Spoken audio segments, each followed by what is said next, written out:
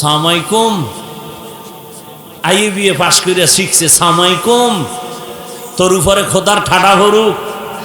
হে আবার খায় ওয়ালাইকুম, তোর উপরে আগে ভরুক। কি শিক্ষিত! আল্লাহ হেদায়েত দান করে। মানে কোনো কাম নাই, হুজুর দেখলেই মাথাটা গরম হয়ে যায়। হুজুরকে গালি দিতে পারলে আর খুশি লাগে, হুজুরদের বিরোধিতা করতে পারলে খুব ওই দিন আরামে ঘুমাইতে পারে। তো দেখলেই উল্টা পাল্টা প্রশ্ন।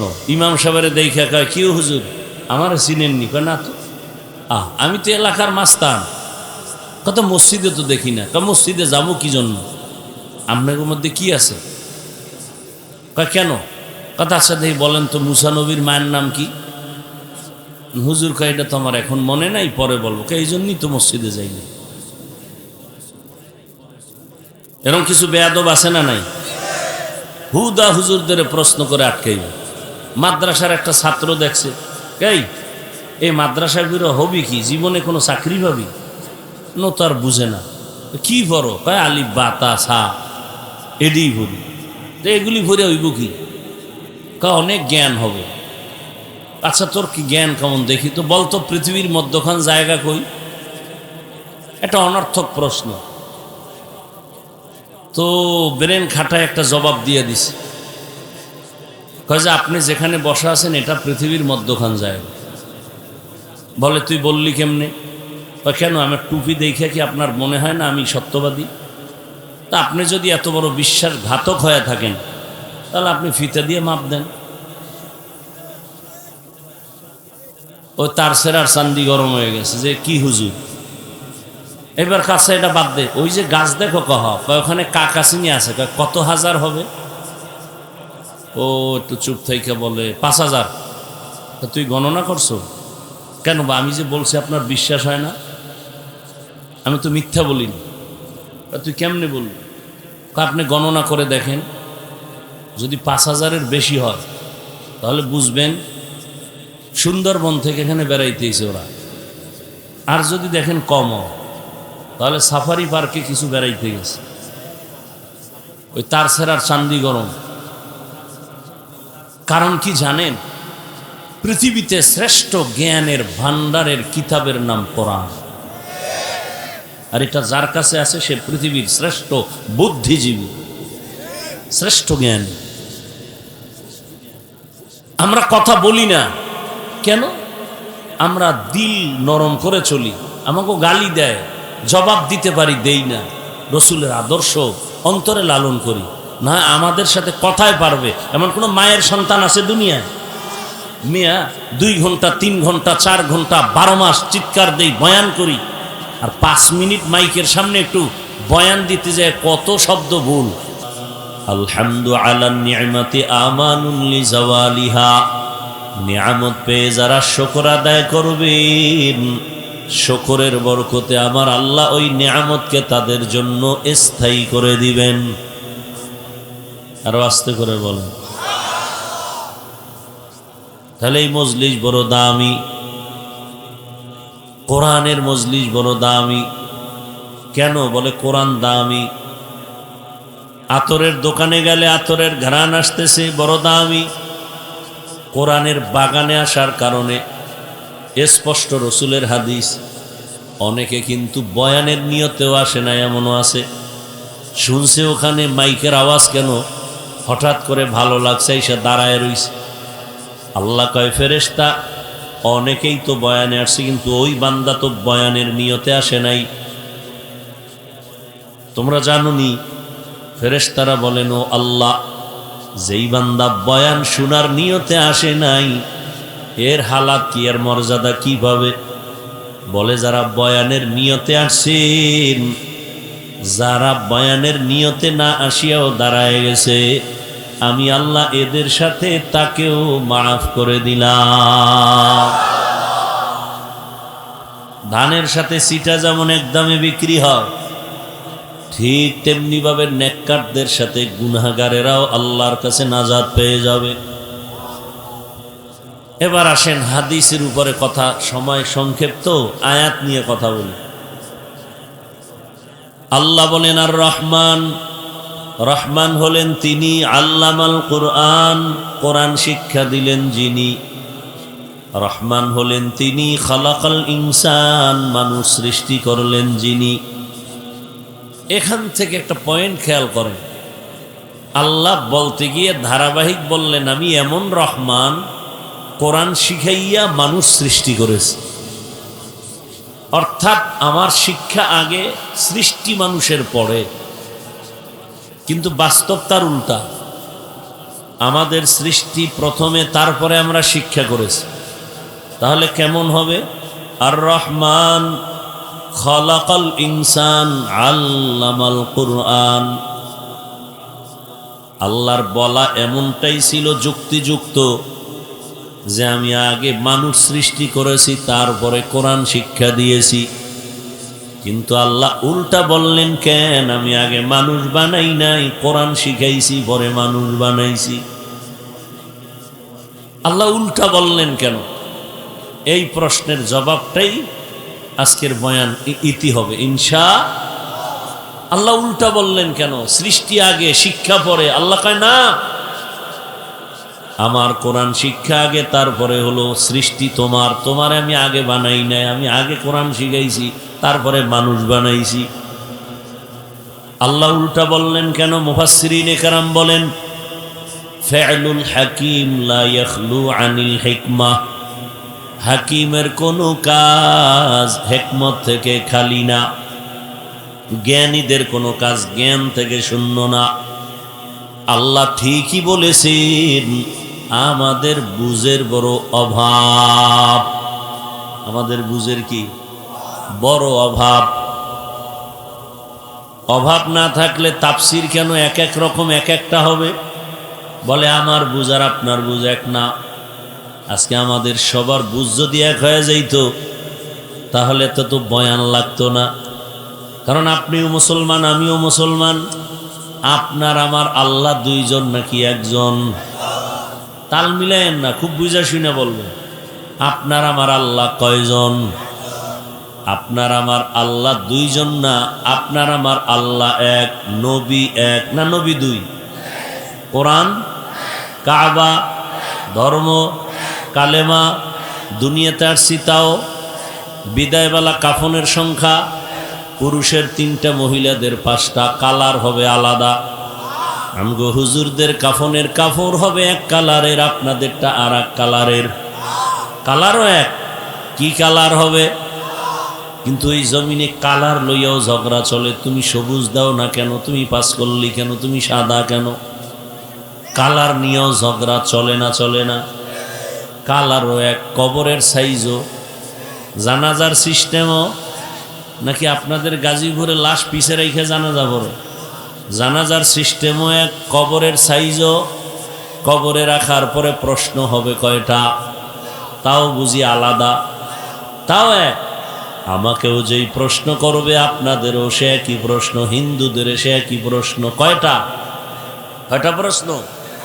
রবের পরিচয় দাও, ধর্মের পরিচয় দাও, রাহমাতুল লিল আলামিনের পরিচয় দাও। তাহলে আপনার আমার আল্লাহ এক, নবী এক, কোরআন এক, কাবা এক, ধর্ম এক, কালেমা এক, আসি এক, যাব এক, কাফন এক, কালার এক, কবর এক, প্রশ্ন এক। তারপর বয়ান করব কেন আপনাদেরকে আলাদা? বয়ান তো হিন্দুদের করব, বৌদ্ধদের করব। আল্লাহ চিনে না, কোরআন বুঝে না, হাদিস বুঝে না। বয়ান তো চট্টগ্রামের পাহাড়ে ঢুইকা করব, কারণ ওখানে খ্রিস্টান মিশনারি টাকা দিয়ে দিয়ে মুসলমানের ইমান থেকে দূরে সরায়। বয়ান তো পঞ্চগড়ে গিয়া করব, কারণ ওখানে কাদিয়ানীরা আমাদের মুসলমানের বেঈমান বানায়, টাকা দিয়ে দিয়ে ঘর উঠায় দেয়। ওখানে বয়ান করা বেশি দরকার, অথচ ওখানে যাওয়ার টাইমই নাই। বাঙালির পিছে ঘুরতে ঘুরতে কুত্তার মতো হয়ে গেছি। না ঘুম, না খানা, না কোনো পরিবারের খবর। 12 মাস ফজরের পরে বয়ান, জোহরের পরে বয়ান, আসরের পরে বয়ান, মাগরিব এশার পরে সারা রাত বয়ান। শুধু আমি একা না, সব আলেম ওলামা আপনাদের পিছনে, তাবলিগওয়ালারা আপনার পেছনে, পীর সাহেবরা আপনাদের পিছনে 24টা ঘন্টা মেহনত করেন। সবার একটাই টার্গেট, বুশটা ঠিক করেন। আপনার বুঝ একরকম, আমার আর এক রকম, যে কারণে আমি টুপি খুলতে চাই না, আপনি টুপি দিতে চান না। দেখছেননি? অথচ সবার আল্লাহ এক, নবী এক, কোরআন হাদিস সব এক। আমি দাড়ি কাটতে চাই না, আপনি রাখতে চান না। আমি নামাজ না পড়লে লজ্জা, আপনি ভাবেন নামাজ পড়তে গেলে লজ্জা। আমি মসজিদে না ঢুকলে লজ্জা, আপনি ঢুকতে গেলে লজ্জা। আমি আপনি একই আল্লাহর গোলাম, একই নবীর উম্মত। আমি পর্দা না করলে লজ্জা পাই, আপনি পর্দা করতে গেলে লজ্জা পান। আমি হারাম খাইতে গেলে ভয় লাগে, আপনি হালাল খাইতে ভয় পান। তাহলে সব কিছুর মূলে বুঝের বড় অভাব। এই বুঝটা যেদিন ঠিক হয়ে যাবে, জেনারেল লাইনের মানুষটাও নামাজ ধরে ফেলবে। আর এই বুঝটা যতদিন ঠিক হবে না, তখন আমার মতো মাওলানা হইয়াও মহিলারে পাশে লইয়া ইফতারি খাবে। কথা বলেন না কেন? সব কিছুর মূল বুঝ ঠিক করতে হবে। এজন্য আল্লাহ রসুল বলেন, মাইয়ুরিদিল্লাহু বিহি খাইরান ইউফাক্কিহু ফিদ্দীন। আল্লাহ যারে বেশি আদর করেন, ভালোবাসেন, তাকে তাফাক্কুহ ফিদ্দীনের মাকাম দান করেন, দ্বীনের বুঝ দান করেন। আমরা দ্বীন জানি, কিন্তু মিথ্যা বলা হারাম, গালি দেওয়া হারাম, গীবত করা হারাম, চুরি করা হারাম, ডাকাতি হারাম, জুলুম করা হারাম। কি এটা কেউ জানেন না? মা বাবার সাথে বেয়াদবি করা হারাম, মদ পান করা হারাম, জুয়া খেলা হারাম, তাস খেলা হারাম, নাচ গান দেখাও হারাম, গানের আওয়াজ শোনাও হারাম। সব জানি, সব জানি, মানি না কেন? বুঝের অভাব, বুঝ ঠিক হয় নাই। আমি বুঝি আমার টুপি আমার সম্মান, আপনি বুঝেন বিড়ি খাইলে সম্মান। কি নাহলে আপনি মানুষের সামনে বিড়ি টানেন কোন লজ্জায়? ওটা কোনো শরীরের লাভ আছে বলেন? আল্লাহর কসম, একটা লাভের কথা বলেন যে বিড়ি টানলে শরীরের লাভ, আমি বিড়ি টানবো, আল্লাহর কসম। তা আপনি মানুষের সামনে বেহায়ার মতো বিড়ি টানেন কেন? আপনার বুঝ ঠিক হয়নি, আপনার তারমার সব উল্টা পাল্টা হয়ে গেছে। আমি 3 বেলা ভাত খাওয়ার পরে পানি পান করি, দোয়া পড়ি, আর আপনি ভাত খাওয়ার পরে মদের বোতল নিয়ে পাগলের মতো দৌড়ায় উলঙ্গ অবস্থায় চলেন। কি 3 বেলা খাইয়ে যারা মদের বোতল লয়ে দৌড়ায়, এরা মানুষ না অমানুষ? পশুর থেকেও এরা খারাপ, পশুর থেকেও কি খারাপ। আল্লাহ হেদায়েত দান করুন। হায় হায়, এসব কিছুর মূল বুঝ, বুঝ, বুঝ, সহি বুঝ। কি বুঝ? সহি বুঝ। একজনে টুপি দিছে, ধরেন টুপি কি রসুলের মহব্বতে টুপি দিস, আর একজনে লাগছে পিছাই, তুমি পাঁচকল্লি দিলা কেন? এখন এর কানের উপর একটা থাপ্পড় কে দিবে? যাই বেয়াদব, এই লোকটা পাঁচকল্লি দিক আর সবুজ দিক দিছে, তো যারা দেয় না এদের পিছনে মেহনত কর। এগুলো নিয়ে কোনো চিন্তা নাই, ও টুপি পাল্টানের চিন্তায় ব্যস্ত। কত মানুষ নামাজ পড়ে না, এগুলো নিয়ে চিন্তা নাই, কেটা বুকে হাত বাঁধে নাবির নিচে এ নিয়ে ব্যস্ত। যারা তারাবি মোটেও পড়ে না, এগুলো নিয়ে কোনো ফিকির নেই, 20 রাকাত পরে খারা এগো কমাও। এরকম ফাউল মানুষ আছে না নাই? আল্লাহ হেদায়াত দান করুন। বুঝ ওইটা ঢুকে গেছে। হায় হায়, আপনাদের জেনারেল লাইনের বহু আল্লাহর বান্দা স্কুলে পড়ে, কলেজে পড়ে, ব্যবসা করে, চাকরি করে, doctor, professor, engineer, OC, DC SP, নামাজি নাই কেন? এগো বুঝ ঠিক নেই। হ্যাঁ না, এরা বোকা হয়ে গেছে, আর আপনাদের জ্ঞান এখনো ঠিক আছে। ওই কোন মসজিদে বলে গরু ঢুকছিল, গরু তো মুয়াজ্জিন বা খাদেম পায়ে বেতের বাড়ি আর বাড়ি। এই তুই মসজিদে ঢুকলি কেন? আর মালিক টের পায়ে আইসে দৌড়াইয়া, এই হুজুর আপনি গরুটারে মারেন কেন? ও বুঝে কিছু? ও তো বুঝে না, আর বুঝ না, এই জন্য ঢুকছে। আমারে দেখছেন কোনোদিন মসজিদে ঢুকতে? অত জ্ঞান ট্যান কিচ্ছু নেই, এই জন্য ঢুকে গেছে। আমি তো কোনোদিন ঢুকি না, আমার তো বুঝ ঠিক আছে।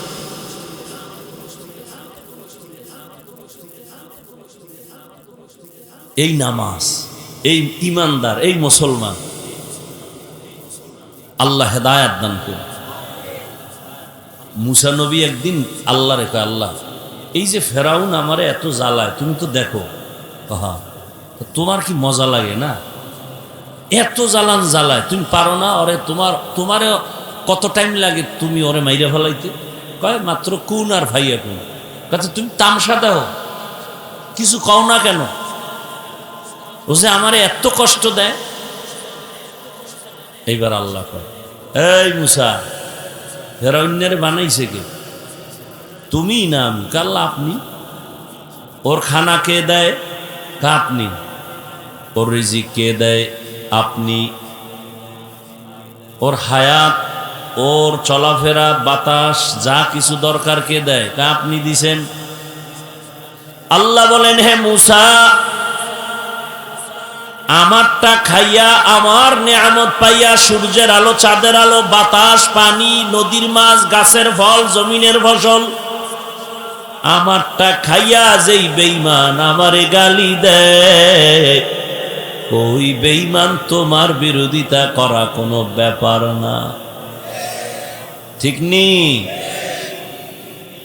যেই নেমক হারাম আল্লাহর দেয়া নিয়ামত খাইয়া নামাজ নাই, রোজা নাই, তেলাওয়াত নাই, বউর হক আদায় করে না, সন্তানের হক আদায় করে না, ভাইয়ের হক আদায় করে না, প্রতিবেশীর হক আদায় করে না, কর্মচারীর বেতন মাইরা খায়, এমন বেয়াদবেরা আমগো আলেমের বিরুদ্ধে বলা কোনো ব্যাপার না। तुको जाओ सुन्नते अहमद को जा बा मुहम्मद कैबुअद निस्बतरा मन अहब्बा सुन्नती कौले रसूल मजदाए का नमाई हम कुन कबूल। अल्लाह पाक रब्बुल आलमीन দুনিয়াতে মানুষ বানায়া আল্লাহ আগেই সিদ্ধান্ত নিছেন মানুষ হবে সৃষ্টির শ্রেষ্ঠ জাতি। বানাবার আগেই সিদ্ধান্ত না পরে? আগেই। দুনিয়াতে আল্লাহ মানুষ বানাবেন, পাঠাবেন। পাঠাবার আগে জমিনে আল্লাহ জিন জাতি পাঠাইলেন, আমাদের আসার আগে ফেরেশতা পাঠাইলেন। জমিনে আমরা বিচরণ করব, আল্লাহ ওদের পাঠায় জমিনটারে আবাদ করলেন। আমাদের প্রয়োজনে পানি লাগবে, আগেই দিলেন ফ্রি। আমাদের চলার পথে আলো লাগবে, সূর্য দিয়া ব্যবস্থা করলেন ফ্রি। দুনিয়াতে আমাদের চলার রাস্তা লাগবে, আল্লাহ রাস্তাও দিলেন। সব মানুষের জন্য দামি রাস্তা। দুনিয়াতে সব প্রাণী চলার রাস্তা আছে, মানুষের চলার রাস্তা হলো পবিত্র এবং প্রিয়। আল্লাহ সব ব্যবস্থা করে মানুষ পাঠাইছেন। আর এই মানুষ যেন দুনিয়াতে নিজের ইজ্জত নিয়ে, সম্মান নিয়ে বেঁচে থাকতে পারে, সেজন্য ব্যবস্থা দিছেন দুইটা। এক ব্যবস্থা ব্যক্তি, আর এক ব্যবস্থার নাম কিতাব। শ্রেষ্ঠ ব্যক্তি রহমতের নবী, শ্রেষ্ঠ কিতাব হলো কোরআন। নবী মক্কা নগরীতে আসলেন, 40 বছর পর্যন্ত নবী কোনোদিন কাউকে দাওয়াত দেন না, নামাজের কথা বলেন না। মক্কার জমিনের মানুষ এতটা চরিত্রহীন, নারী আর পুরুষ উলঙ্গ হয়ে একসাথে বাইতুল্লাহ তাওয়াফ করে। এতটা খারাপ তারা, কোন পশু জবে করলে রক্তগুলো বাইতুল্লাহর দেওয়ালে মাখে আর বলে আমগো পশুর কোরবানি কবুল হয়ে যাবে। বাবা হইয়া নিজের কন্যার গলা টিপে মেরে ফেলে, কন্যা পছন্দ করে না, নারী সমাজের অভিশাপ। রহমতের নবী আইসা নারীর ইজ্জত দিছেন। আর 1500 বছর পরে আমার দেশের কিছু অভোলা নারী, আমাদের কিছু দেশের নারীরা রাস্তায় বের হয়ে গেছে, স্লোগান দেয় ইসলাম নারীর অধিকার দেয় নাই। আর এদের সাথে কিছু লম্পটের বাচ্চারা তাল মিলায়। আল্লাহর জাতের কসম, ইসলাম সারা নারীর অধিকার সম্মান কেউ দেয় নাই। সব ধর্মে নারীর উপরে জুলুম। হিন্দু ধর্মের কিতাব খোলো, নারীর উপরে জুলুম। খ্রিস্টানদের কিতাব খুলো, নারীর উপরে জুলুম। বৌদ্ধদের কিতাব খুলো, নারীর উপরে জুলুম। একমাত্র নারীর সম্মান আর ইজ্জত দিছে কে? ইসলাম। এটা বুঝার মেধা নাই, কারণ মেধা তো এমনিই নারীদের পুরুষের তুলনায় অর্ধেক। এরপরে যদি ঠিকমতো আল্লাহর হুকুম না মানে, নাপাক খায়, নাপাক ভাবে চলে, তো মেধা বাকিটাও শেষ। আল্লাহ হেদায়াত দান করুন। ভাইরা আমার, নারী স্বাধীনতা নামে সব অশ্লীলতা। দুনিয়ার মানুষ, তুমি এমন একটা ছিদ্র নাই যেখানে তুমি আলাদা নারীর কিছু বাড়াবা। সব আল্লাহ দিছেন কিয়ামত পর্যন্ত, তোমার বাড়ানোর কোনো রাস্তা নাই। তুমি চালাকি করলে নারীর সম্মান বাড়বে না, আরো নারীরা অপমান হবে। আল্লাহর আইন নারীর স্থায়ী সমাধান, সম্মানের আইন।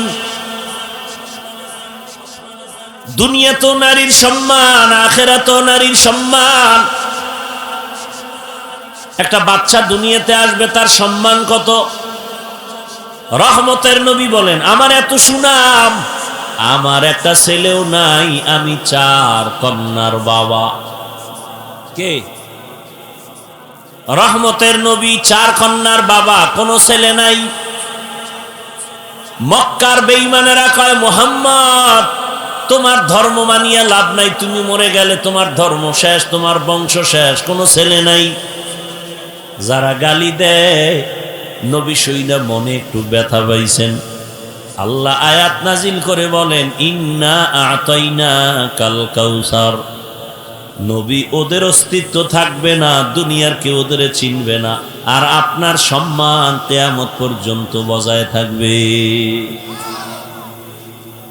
আপনার কাউসার দিলাম, কাউসার, এই কাউসারের মাধ্যমে আপনার সম্মান অক্ষুণ্ণ থাকবে কিয়ামত পর্যন্ত। কাউসারের অনেকগুলো অর্থের মধ্যে এক অর্থ হলো রুহানি সন্তান। যদিও নবীর ঔরসের কোনো ছেলে দুনিয়াতে নাই, তবে রুহানি সন্তান এই জমিনে অভাব নাই। নামাজ পড়ে না, পর্দা করে না, কিন্তু নবীর বিরুদ্ধে কথা বললে মেনে নিবে না। ভাইরা আমার, রহমতের নবী বলেন, আমি 4 কন্যার বাবা। আমাকে আল্লাহ তো স্পেশাল করে বানাইছেন। 100 পুরুষ, হাজারো পুরুষের মধ্যে যেই শক্তি আমি মুহাম্মদের মধ্যে একা, তার চেয়ে আরো বেশি। আর সেই শক্তিওয়ালা মানুষ রহমতের নবীর যখন 25 বছর বয়স হয়, তখন তার যৌবনের পাওয়ার কত, এবং যে কোনোদিন কাউকে গালি দেন না, তার চরিত্র কত সুন্দর। সেই সময় আমার নবী 2 জন স্বামী বিদায় হওয়া, একাধিক সন্তানের মা খাদিজাতুল কুবরা রাদিয়াল্লাহু আনহাকে বয়স 40, নবীর বয়স 25, নবী তাকে বিবাহ করলেন। নবী তার ঘরে 4টা কন্যা সন্তান হলো। রহমতের নবী জীবনের শুধু একটা স্ত্রী, তার কুমারী আয়েশা রাদিয়াল্লাহু আনহা। 6 বছরে রাসূলের সাথে বিবাহ, 9 বছরে নবীর ঘরে গেলেন। আম্মা জানের 18 বছর যখন বয়স হলো, নবী দুনিয়া থেকে চলে গেলেন। জানা থাকলে বলেন, নবীজির ঘর আম্মা জান করলেন কতদিন? গেছে, সব ঘুমায় গেছে। কয় বছর? যেই জানোয়ার, পশুর বাচ্চাগুলো বলে রসুলের যৌবনের তাড়নায় অনেক বিয়ে করছে, ওদেরকে জুতা দিয়া ফিডাইলেও তো ঋণ আদায় হয় না। যে তোদের ব্রেনের মধ্যে কুকুর পায়খানা করেছে, তোরা কুকুরের পায়খানা খেয়েছ। জীবনে একটা নারী রসুলের কুমারী, নাম কি? কয় বছরে বিয়া? ঘরে গেলেন কবে? নবীর ঘর করলেন কয় বছর? এটা যৌবনের তাড়না। বরং আয়েশার বিয়ার প্রস্তাব আসছে আরশে আজিম থেকে, আল্লাহ দিছেন। অথচ ভরা যৌবন 25 বছরে রসুল বিয়া করলেন এমন একজন বিধবা নারী, তার বয়স কত? 40। 2 জন স্বামী আগে চলে গেছে, একাধিক সন্তানের মা। এরপরও যারা রসুল দেখতে পারে না, এদের জন্য এই সংসদে আইন যারা করবে না, ওদেরকে সংসদে নেওয়া মুসলমান কোনোদিন এটা বরদাস্ত করতে পারে না। তোমার নেতারে গালি দিলে কষ্ট লাগে, লাঠি মিছিল করো, দুনিয়ার সব নেতা এক পালায় দিল আমার রসুলের পেশাবের সমান হবে না। সেই রসুলের মর্যাদা রক্ষা করতে যারা সংসদে পারে না, এদেরকে সংসদে নেওয়ার কোনো সুযোগ নাই। আল্লাহ হেদায়েত দান করুন। সমস্যাটা কোথায়? কোথায় সমস্যা? রসুলকে শেষ নবী মানে না, রসুলের গালি দেয়, এর কোনো বিচার নাই। সমস্যা কোথায়? সমস্যা আপনাদের মধ্যে। কাদের মধ্যে? আপনাদের মধ্যে। আঙ্গুলের টিপটা যদি হিসাব করে দিতেন, তাহলে কোনো পাওয়ারওয়ালা নারীর উপরে ধর্ষণের জুলুম করতে পারত না। আপনার আবার ভোটের আগে পাইবেন না বরকত। আগের রাত্রে তাহাজ্জুদের টাইমে বসতে আসবে, কির তাবলিগওয়ালা হিসাবের মুরিদ খাইয়া পেট ভাসায় দিবে যে না আমি আপনার পক্ষে আছি, কোনো টেনশন নেই। খালি ভোর রাত্রে হাদিয়া দিবেন আর দিনের বেলা আপনি যত আকাম করেন সব মাফ। এই যারা ভোটের আগে টাকা খাবি, নিমক হারাম, আমি তাদের বলি বাথরুমে ঢুইকা 10 গ্রাম পায়খানা খাইও, আর গাজীপুর শহরে গিয়া হালাল সাবান কিনিয়া কুলি কইরো, গন্ধ থাকবে না। ভোটের আগের রাত্রে যারা টাকা খাবে, জাহান্নামের জুতার বাড়ি ছাড়া এদের কপাল ঠিক হবে না। নির্লজ্জ কথা। এই হারাম খায় রক্ত হবে, তো রক্ত না পাক, গোশত না পাক, এই টাকা মেয়ে খাবে, তোমার সন্তান খাবে, ওদের রক্ত না পাক। এই টাকা তোমার স্ত্রী খাবে, ওদের রক্ত না পাক। তুমি স্বামী নামের কলঙ্ক, তুমি বাপ নামের কলঙ্ক। সন্তানের হালাল খাওয়াইতে পারবা না, নিছো কেন সন্তান? স্ত্রীকে হালাল কামাই দিতে পারবা না, করছো কেন বিবাহ?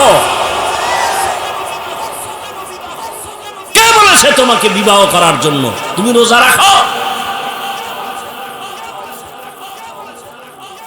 আবার ডবল করার নিয়ত করে।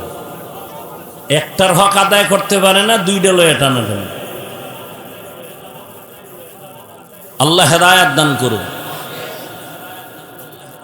রাগ করতেছেন? রহমতের নবী 40 বছর পর্যন্ত কারো কাছে দাওয়াত দেন নাই।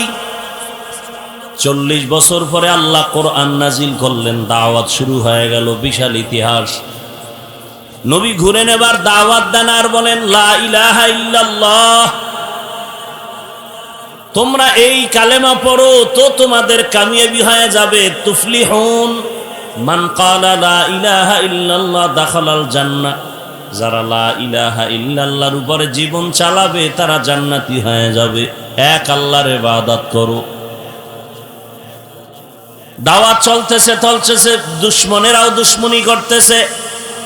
এক পর্যায়ে নবী আবার এসে একদিন বলে তোমরা রহমানের ইবাদত করো।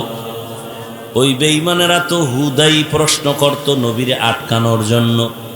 আমাদের সমাজে কিছু মানুষ আছে না, মানে কোনো কাম নাই, হুজুর দেখলেই মাথাটা গরম হয়ে যায়। হুজুর গো গালি দিতে পারলে আর খুশি লাগে, হুজুরদের বিরোধিতা করতে পারলে খুব ওই দিন আরামে ঘুমাইতে পারে। তো দেখলেই উল্টা পাল্টা প্রশ্ন। ইমাম সাহেবের দেখে কয় কি হুজুর আমার চিনেননি? কয় না তো, আমি তো এলাকার মাস্তান। কত মসজিদে তো দেখি না। মসজিদে যাবো কি জন্য? আপনাদের মধ্যে কি আছে? কয় কেন? কথা আচ্ছা দেখি বলেন তো মুসা নবীর মায়ের নাম কি? হুজুর কয় এটা তো আমার এখন মনে নাই, পরে বলবো। এই জন্যই তো মসজিদে যাই না। এরকম কিছু বেয়াদব আছে না নাই? হুদা হুজুরদের প্রশ্ন করে আটকাইব। মাদ্রাসার একটা ছাত্র দেখছে, এই মাদ্রাসার বিরো হবি কি, জীবনে কোনো চাকরি পাবি? নো তার বুঝে না। কি পড়ো? কয় আলিফ বা তা সা এডি ভরি। তো এগুলি ভরে হইব কি? অনেক জ্ঞান হবে। আচ্ছা তোর কি জ্ঞান কেমন দেখি তো, বলতো পৃথিবীর মধ্যখান জায়গা কই? এটা অনর্থক প্রশ্ন। তো ব্রেন খাটায় একটা জবাব দিয়ে দিছে। কয় যে আপনি যেখানে বসা আছেন এটা পৃথিবীর মধ্যখান জায়গা। বলে তুই বললি কেমনে? কেন আমার টুপি দেখে কি আপনার মনে হয় না আমি সত্যবাদী? তা আপনি যদি এত বড় বিশ্বাসঘাতক হয়ে থাকেন